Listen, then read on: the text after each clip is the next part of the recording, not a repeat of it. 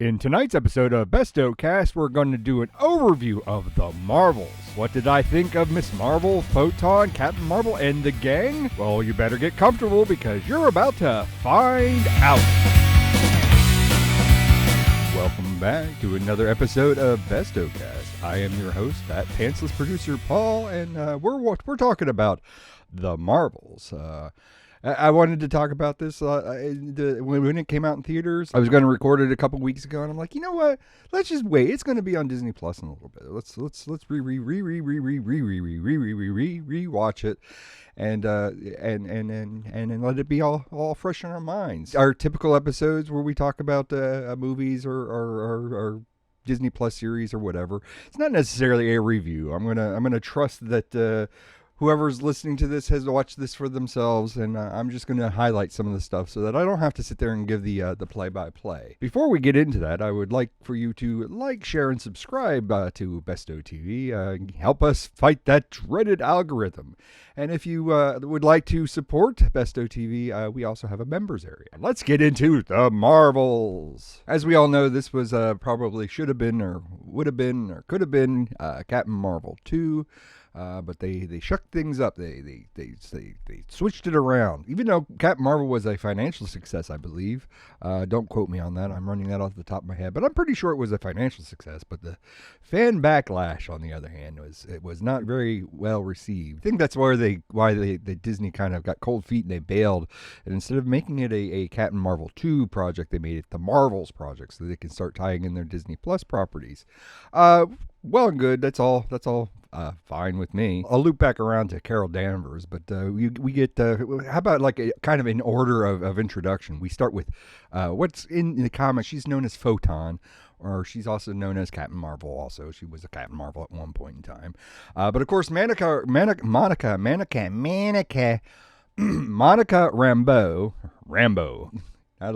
It's screwing around and I lost my train of thought. Monica Rambeau was introduced in the series as a WandaVision. Well, she was introduced in Captain Marvel as a child, so you do get to see her as a child. Later gets her powers and gets a little bit of a story in WandaVision, which I feel kind of like the character's kind of shortchanged. But like she's kind of like how do I put this into words where it's like Marvel does this thing, or not necessarily Marvel, but the MCU in general. They obviously have to make these all connect, and every movie counts, every show counts, and you must watch anything and everything that ever comes out because it all connects. Whether or not it's straight up ham-fisted, whether or not that they are taking that square peg and that round hole, and they take a hammer or a jigsaw or whatever, and they pound that and make sure that goes through the round hole. So we kind of get this sub-story with Photon. She never takes any name. Even in this movie, they throw around different names. A lot of them just different nice little Easter eggs, I guess. I guess it also is, kind of recalls to the comics, because I know her as Captain Marvel.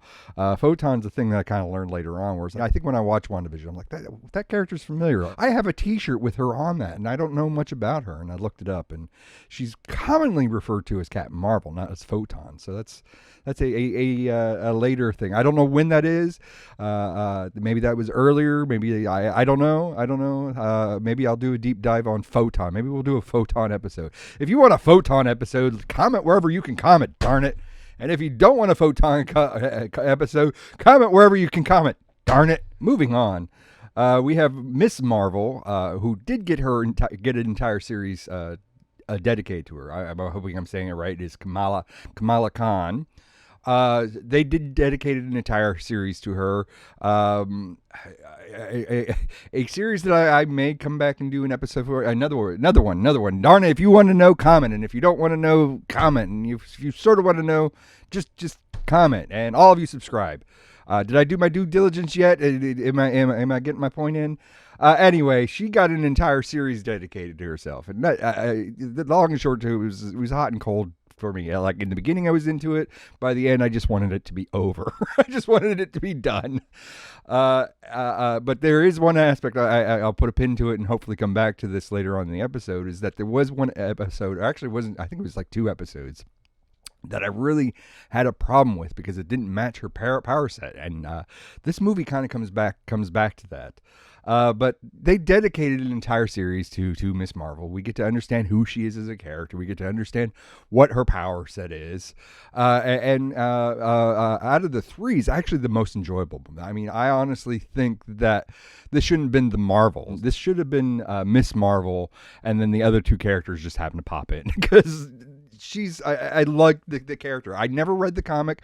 I never read the Miss Marvel comic. I never read the Kamala stuff. She's more of a modern. I'm going to say like the last 20 years, just guessing. She's that new of a character, and from what I read, when I read like overviews and everything, they do a lot of like kind of messing around. She kind of came out during the era of when they were trying to get rid of the X-Men and trying to put Inhumans first so they can make an Inhuman series. There is an MCU Inhumans that was supposed to count, but I don't think it counts, but it kind of counts because now that they're the actor as Black Bolt appears in Doctor Strange. Weird history for the MCU. They made her an Inhuman during an age where they were trying to make, they're trying to get rid of the X-Men. They're trying to get rid of the mutants. They were trying to put more focus on the Inhumans. And then when that fell apart and that didn't work, and oddly enough, it's in conjunction of when the Disney Plus series came out. In the comics, Kamala dies, spoilers, but they resurrect her and she's a mutant. And of course, at the end of the series, spoilers, but she's revealed to be a mutant. That's where her powers come from. A lot easier than having to deal with the Tekken, the misty thing, the misty stinky foggy stuff that they have to deal with to get an Inhuman. They do a lot of retconning, as they call it in the biz, in the comics. I should never say that ever again. To make her kind of fit the series. And then we get to character number 3, Carol Danvers. You would think that since this is technically a sequel for her, she would probably be the center stage. She'd be the, she's the what would they call that? She would be the lead reindeer, I guess. She'd be Rudolph. That's horrible. Because she's established, she would be the one that they would pin the story on more so. And my God, Disney did her dirty. I don't mean to repeat myself, but they basically, during the 40 years that she was missing since Marvel or Captain Marvel, when she was supposedly, helping the Skrulls. I did not watch Secret Invasion. I mean, I tried to watch one episode of Secret Invasion. It was another in-name only thing that MCU Disney does. I didn't really get into it, so I never finished it. So I assume that, well, I don't assume, I know that because they talk about it, about like a lot of the stuff having to deal with the Skrulls and how she was supposed to be helping them find their home world. So you don't know what happened with her and the Skrulls. Just point blank out of this movie, you don't know anything. They don't establish anything. You basically get that she's just totally around the space trying to learn who she is, trying to right the wrongs. No, she's trying to wrong the wrongs even worse. As she goes back to Hala to enact revenge for them messing with her, and she gets labeled as the Annihilator because she goes out, she takes she destroys the Supreme Intelligence, and then, for lack of a better word, off and just disappears and lets everything in destruction, because that's what we want to see in our heroes. We want heroes that go and they screw over, not only just the villains, but they screw over innocent people, let the innocent people off to die and just go and disappear, and that's it. But that analogy almost summarizes all of Marvel's for me, to tell you the truth. It's a lot of that. It's a lot of, we have to get this movie out, and we don't have time, and our shareholders want their money right now, and they came up with a timetable, and we have to release this right now. We have to put this out as fast as we can. Let's take this bit here. Let's take this bit here. Let's take this here. We only wrote one draft of the script. Let's just push it out. Let's not put any thought into this whatsoever. It's just a lot of story that really kind of like doesn't really add up to anything. It just shows up out of nowhere. And to me, I mean, it's. I don't feel like the Marvels is a bad movie. I think, like in all of everything that MCU put out there, I don't think Marvels is still not my bottom ranking movie. I have to go back to when we did the episode where we ranked the MCU and maybe update it. I don't feel like Marvels is one of those towards the bottom of that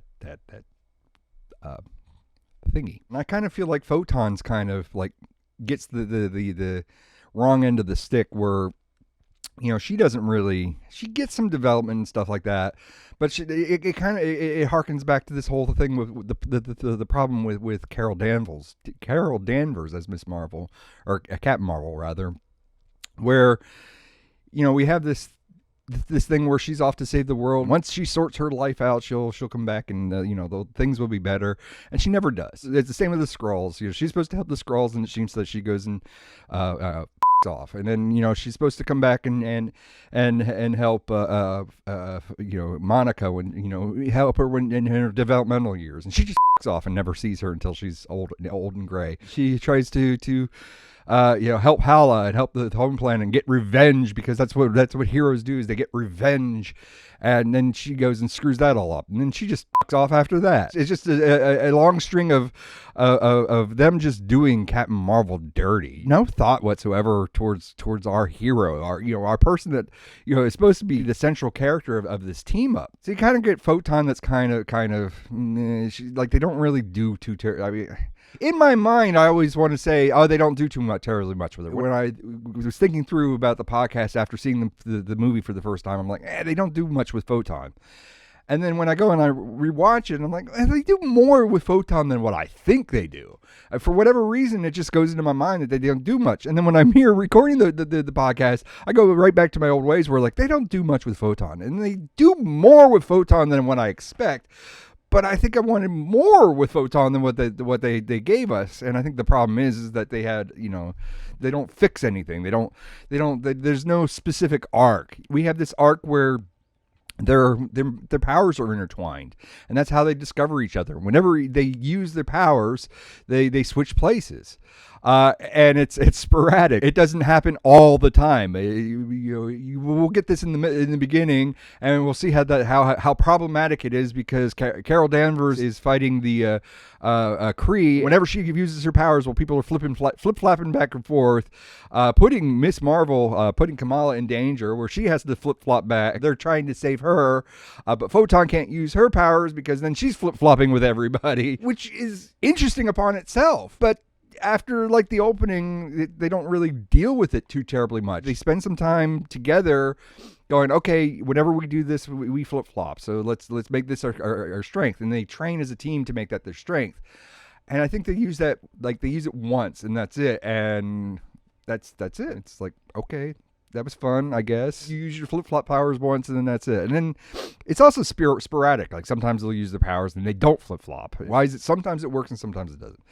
Or is that just me and I'm just saying, they used it all the time, and maybe it's a specific power that they have to use? Because one thing that I do have to say is that the a bangle that Miss Marvel wears that she got in her own series is not the source of her power. It's the quantum bands, which means that we're probably going to get Quasar. If you watch Guardians of the Galaxy 3, we already have Quasar, so maybe she'll get the quantum bands at some point. But Kamala has one half of the quantum bands, and I can't remember the name of the character. It's the most forgettable villain Marvel has done. I originally thought it was Hala the Accuser, because then I was kind of grumping about, well, why is Hala the Accuser? All the Accusers are always like blue-skinned, and this actress is not blue-skinned, and it's not Hala the Accuser. She's actually another character that's introduced later on. I mean, it's more of these new characters. She is... Please hold the line.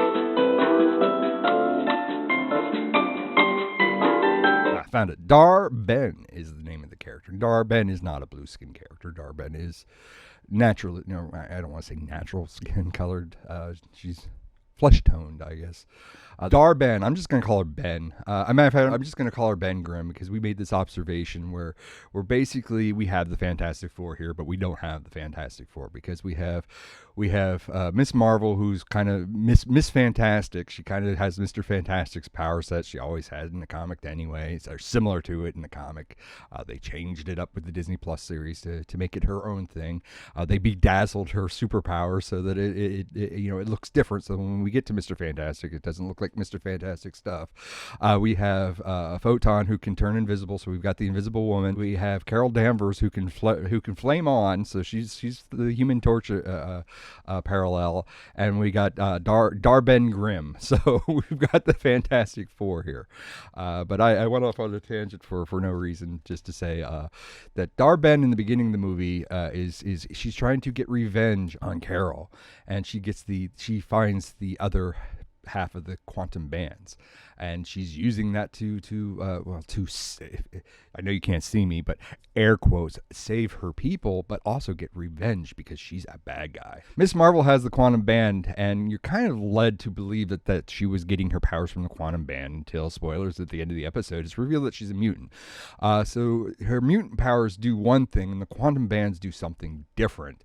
Which, like I said earlier in the episode, explains away my least favorite episode or episodes where she time travels. She goes back into her past and she sees what happened with her grandmother and everything, and she's interacting with the characters and everything. And I'm like, that's not her power set. This makes no damn sense. It's like, this is horrible.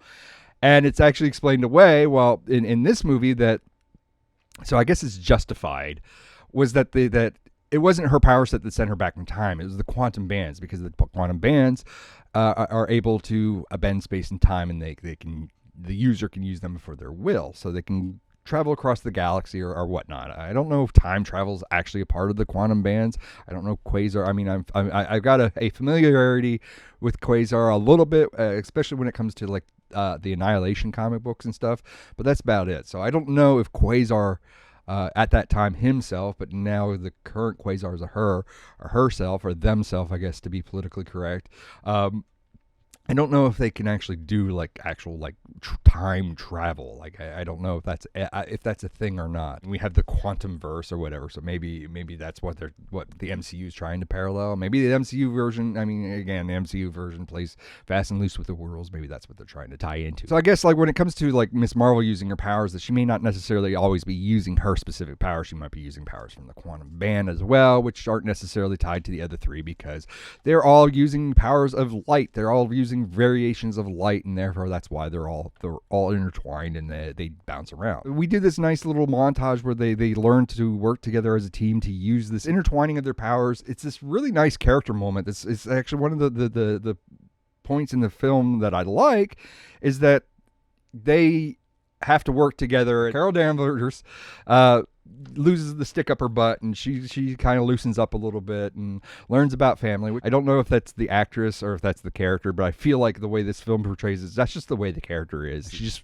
tries to separate herself from everything else, and her being a part of a team makes her loosen up a little bit. They discover that Carol is now a princess. Another thing that shows that how dirty they're going to do this character. It's implied that she saved the world. She did something, and according to their traditions, she's a princess, and she's married to the prince. True to what they've done with Carol so far in this damn movie is that, you know, here's another thing that she just goes and F's off. So they go to this planet, and their catch is that they do song and dance.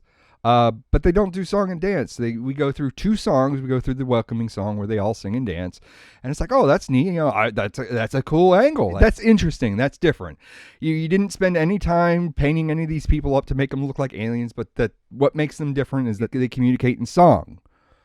One time. And then that's it. That's it. We're done with that. Carol has to communicate to the prince in song in front of everybody, and she does a song and dance for everybody, and then they completely drop that thread. Oh, he's bilingual and he can speak this. Well, then why the hell did we go through all this crap if he can speak English? You know, why did you even bother with that? Because you did that and then you dropped it. It's not a thing from there on out.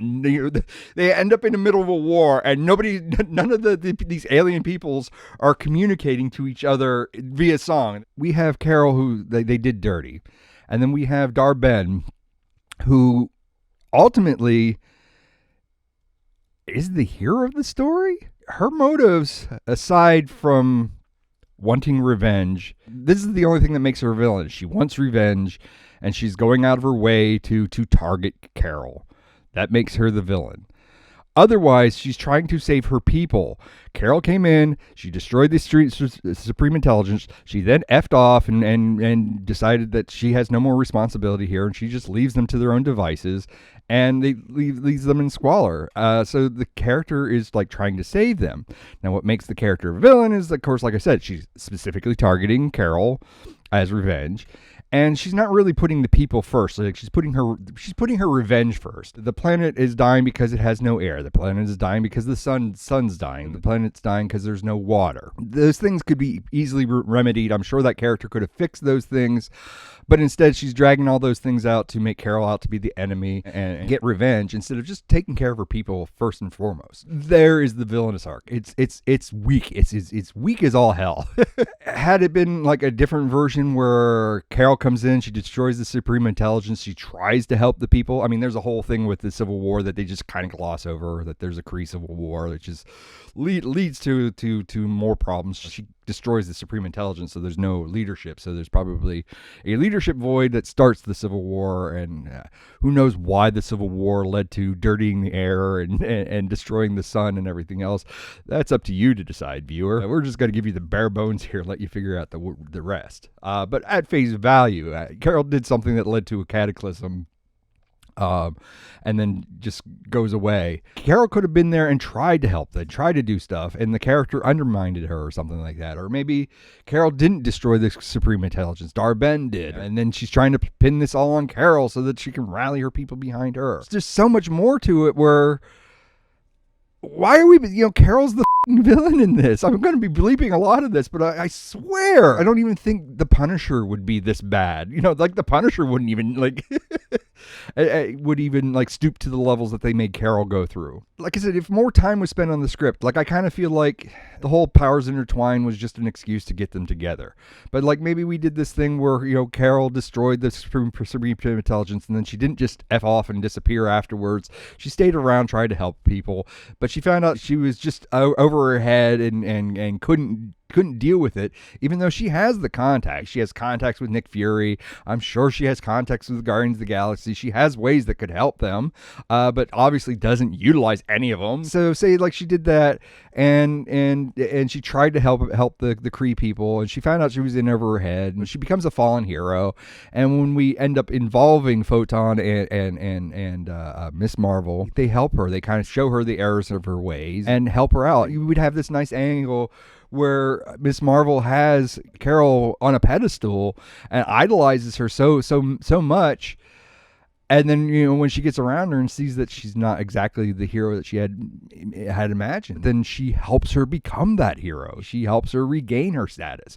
That would be way better than what we got, but that involves not shooting the first draft script that we got and just jamming things together because we have to jam things together. Using the quantum bands is destroying the galaxies. It's creating cracks in reality because we got to get the multiverse involved. The next big Cataclysm Avengers event is going to be the multiverse. It's going to be Secret Wars, which deals with the multiverse collapsing. We have to make sure that that's a thread in here, so we have to put Photon on the other end to fix the collapsing galaxy. Which is all well and good. They fixed the collapsing galaxy in around that's near the Earth sector, the one that's the worst of it all. But they damaged and destroyed areas near the water singing, non-singing. We only know one song planet. And because they stole their water, I don't think I covered that. They opened up a portal to steal their water. You finally do get to see the Skrulls, but we don't get any hint of how these Skrulls are related to Carol or if she helped them or whatever. But we do get Skrulls, and they steal their air, they steal their oxygen. So we have two other portals, and then the third one is that they try to steal the sun from Earth. So the third one is the portals near Earth. They close the portal near Earth, but they never close the other two portals. Movie's running out of movie time, so Photon has to be on the other side of the breakage to seal it up properly, and she ends up in an alternate universe. but she never closed the other 2 gates. So what happens with the other 2 gates? Another thing they gloss over is that there's the whole thing with Goose. Goose was the sleeper hit of the first movie. Everybody likes Goose. I like Goose. My kids like Goose. I have a Goose stuffy on my mantle that my kids got me. The trailers spoil that there's going to be more gooses or geeses. They show that there's other kittens, but it's out of context. And then the movie theater themselves completely destroy this whole mystery. Nick Fury's building the space station, and Goose is kind of left there to be babysat. They go through this whole running gag of, oh, the cat's eating too much, the cat's getting fat, the cat's looks unwell. They have this invasion of these eggs that are showing up all over the spaceship. What could it be?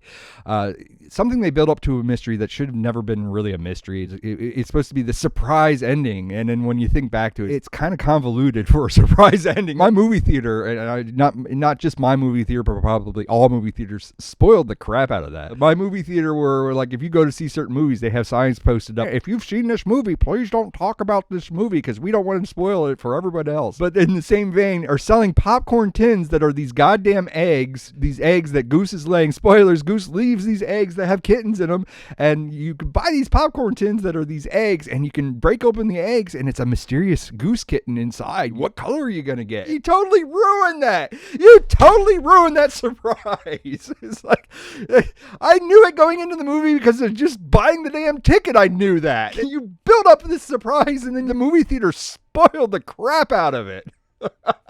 I want to complain about it because it's convoluted. You need to get people off of the space station. The space station's in danger, and it's like, oh well, we just happen to have these kittens that have an extra dimensional portal inside them. We don't know if they actually digest people or if we're going to get everybody back. So it's easier to load kittens into an escape pod than it is to load a bunch of people. So we'll have the kittens eat people. It's funny when the scene happens. They play it to memories, and they play it out kind of like this horror scene where all the people are trying to run away from the kittens, and the heroes are using the kittens to eat the people to get them on the pod so to conserve space. It's all juxtaposed, and it's brilliant. It's brilliant. It's funny.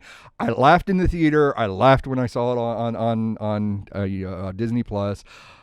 But when you think back to it, it's just like when we get to this point, it's just so convoluted. There's nothing really like led to this reasoning. It's there because it has to be there, and it's just like, why? We couldn't have established this earlier or established something with Goose, or again, first draft script, just throw it in there and get it out. Goose sells a lot of merchandise, so we got to get all different types of gooses, all different flavors and colors, sirs. Like I said at the beginning, overall, I think that it's an okay film. I just think that they should have spent more goddamn time on it.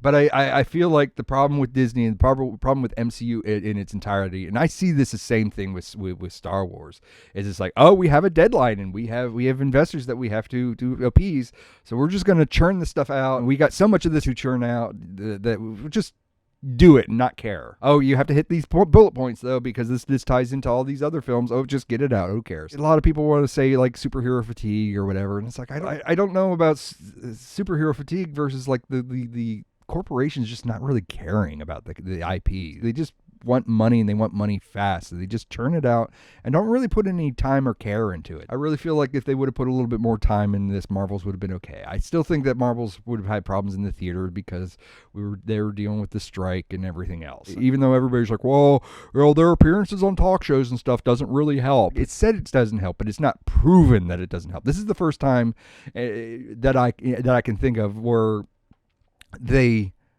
had the strike and they didn't back the movie. This is the first time that anything like that has ever added to a movie's release. Name in the comments another movie where they didn't send anybody out to didn't do interviews and they didn't do talk shows, and there was a strike, so they had to keep their mouth shut. If I'm wrong, I not necessarily if I'm wrong, but if I'm short-sighted, please let me know. I'd like to investigate this more. Maybe make this a talking point later on. Book of Boba Fett's the same way.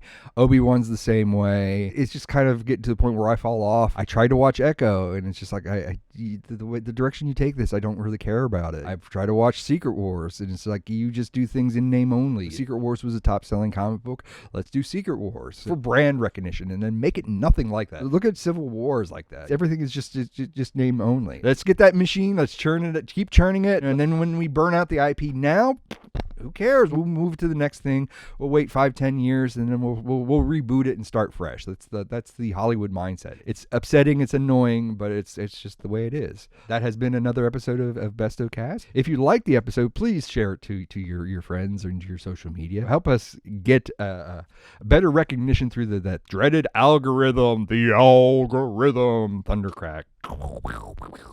We also have like a membership area, just newly launched membership area. I think I want to go to the route where I don't have to bombard you guys with a bunch of ad placements for things that you may not care. In members area, I'd hope to have direct contact and direct interaction with the listeners, and maybe we produce more stuff that you specifically want to hear. That's the main point. But that's all the time that I have. Thank you very much for listening, and I will catch you in the next episode of Bestocast. Now I sound like Mr. Lobo. I'll see you in the next episode of Bestocast. Have a good one.